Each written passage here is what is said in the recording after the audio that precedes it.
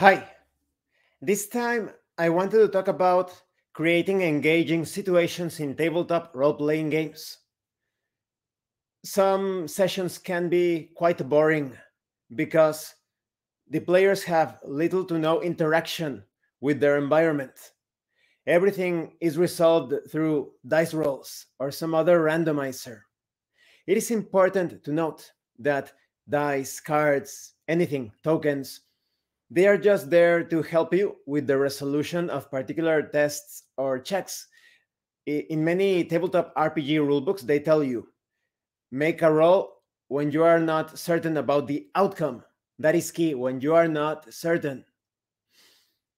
When the players interact with the game, with the environment, that should be given a priority. That's why it's a tabletop role playing game.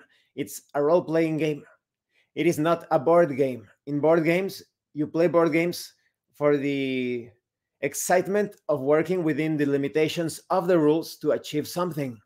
But in tabletop role playing games, it's more like a simulation, an attempt of a simulation of real life or particular genres like movies, comic books, etc. It all depends on the type of RPG that you are playing. But you will see that in real life or in any of those fictional environments, the characters are interacting with the world.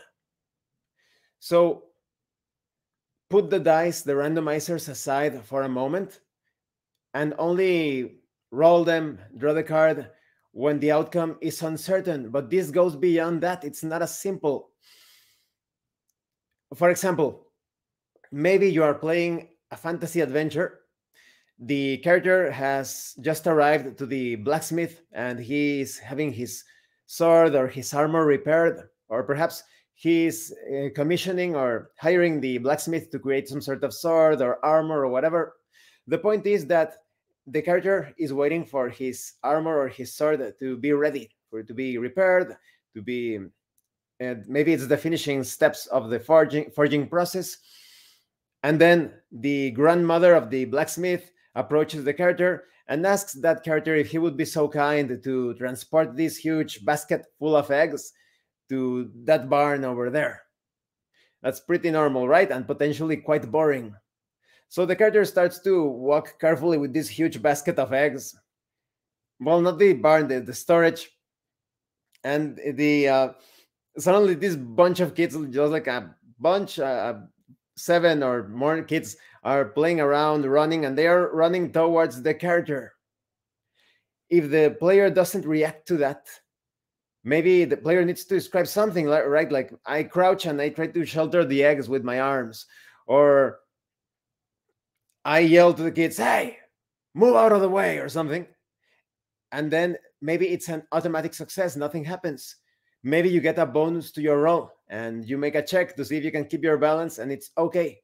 But if the player doesn't do anything, the eggs are probably going to fall from the basket because of the kids run into him, they start to bump into him, etc. And now the eggs are ruined. And this could have repercussions. Now, perhaps the blacksmith knows what happened and the eggs were broken, they fell down, and he gets a bit annoyed or upset. So the next time, maybe he's not as eager to lend his services to the player characters. Maybe he's something like, I'm busy and your sword repair or whatever is going to take more time. But maybe he hears that you actually protected the eggs and you helped his grandmother, and now he's quite pleased, and maybe he will give you a discount. Maybe it could be any sort of bonus. Maybe he will tell you an interesting rumor. And so that way the player is actually interacting with the game world through his player character. This applies to any sort of check. The other time, Flame Zombie mentioned this awful situation where a game master was running a death trap dungeon type of adventure site, and there were traps everywhere, around the corner, through the corridor. That's not the problem. Well, when it comes to trap placement, you need to have a certain balance, sense of logic. If you use traps all the time, even in a death trap dungeon, it can become boring and repetitive. The traps should be very different. There should be a good variety of them. But the problem lies in that this game master was having the player characters make perception rolls for everything and to disarm the traps. So they were constantly, with every step of the way, they were making rolls to perceive traps or notice traps. Now they were making rolls to disarm traps, and so forth, an endless loop of that. Awful. In that case, the players should describe how their characters are proceeding through a particular corridor.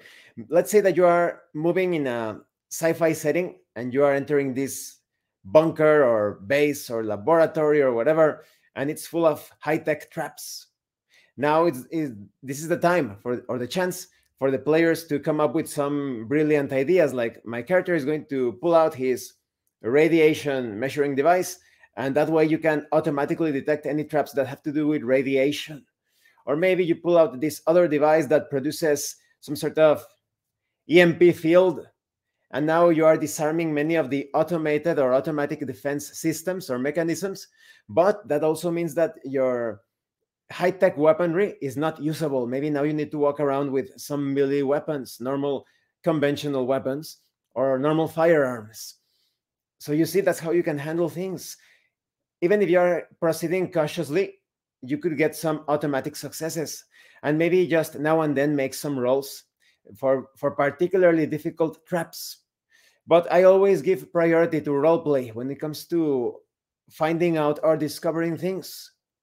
If you are moving through this corridor in a fantasy adventure or world, and the character says that he is moving close to the left wall, pressing every small square that he sees. Maybe you have like a pattern, like a brick wall, and there are some smaller bricks, and he's pressing down really hard on the bricks. Maybe there is a trap that is deactivated by pressing one of those bricks. It's actually a switch. I would give that character an automatic success in disarming that trap because he pressed the switch. He already mentioned that every brick that looks suspiciously smaller, he's going to press it. So that's an automatic success, and the player feels entertained. He feels as if he or she is actually interacting with the game world. You can see this in my actual play video. Many actions taken by C4 Crispy and Full Metal State, they managed to avoid so many things because of their intelligent interaction with the game world. In the case of Full Metal State, when he, as a psionic user, he made contact with the minds of these Moss beings, and he obtained a lot of information about the room ahead because of that.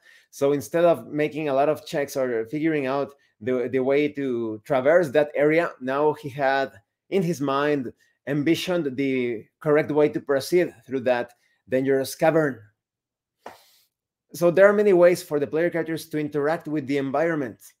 Make sure to give automatic successes or failures, or apply bonuses or penalties according to their description, to their actions, the way that they interact with the game world.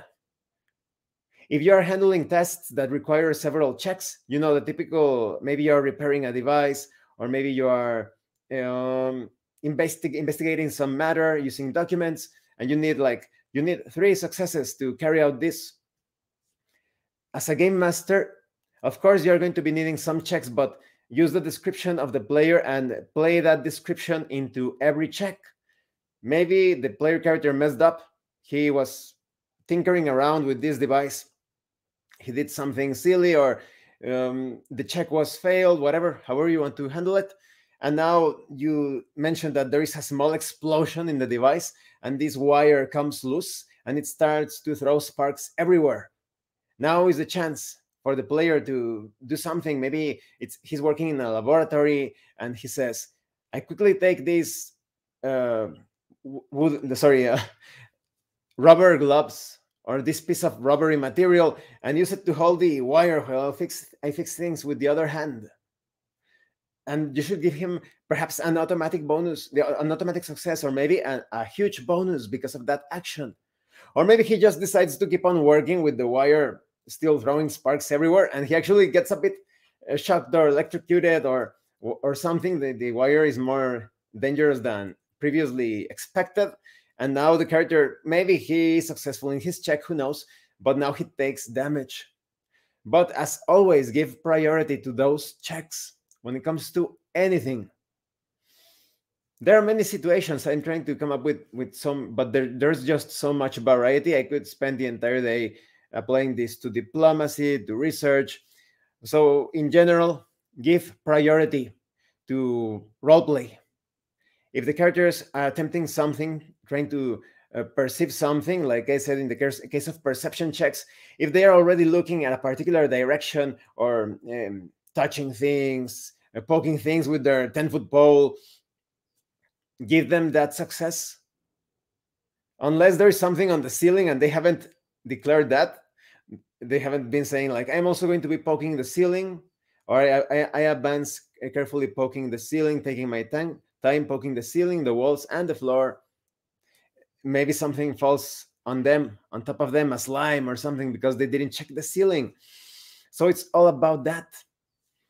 Have that interaction, and don't overuse things in the case of traps. Otherwise, the characters are going to be taking so long. But if they have already stated something like, I am going to be traversing all of these corridors, poking things with my 10-foot pole, all of the walls, the ceilings, the floor, make it standard. But that could be harmful as well, right? What if there is a passageway that has these suspicious holes, and something happens when you stick your stick in the holes? So it's all about that. Have that interaction, add those automatic successes, bonuses. Consider the pace of the adventure. Is it logical for the characters to be wary of their environment all the time, or only during particular sections? So I hope this video was useful. Oh, and the most nonsensical, because before I finish it, sometimes there are some adventure modules that have something very ridiculous, like there is this pattern in the wall, in the tapestries or wallpaper or whatever. If the player characters pay close attention to the patterns, make a roll, and maybe they will notice this detail that has nothing to do with the rest of the adventure. Why even put that as a check that you need to solve via dice rolling if it has nothing to do with the rest of the adventure? If it's just a colorful detail, perhaps related to the history of the place, make it an automatic success if the player pays close attention to the finer points or smaller details of a tapestry or whatever. It's all about that. I was just thinking about a certain thing. Well, another example, make everything interactive, just as a general rule. In my actual play, take a look at how they handled the situation with the mysterious and suspicious lights in the middle of that corridor. They paid attention to the patterns. C4 Crispy paid close attention to the pattern that the lights were following, and they noticed that gap that they could slide under. Make it so that things are interactive in your tabletop RPG sessions. In a few moments, I am going to be uploading another video related to combat. It is somewhat related to this. Thank you for watching this video. If you have any comments or questions, please let me know. And thank you so much to those of you that are going the extra mile to support the channel. If anyone else wishes to further support the channel, the information on how to do that will be in the description below. And remember, it is better to roleplay and fail in character than not to roleplay and fail as a player. Once again, thank you, and see you later.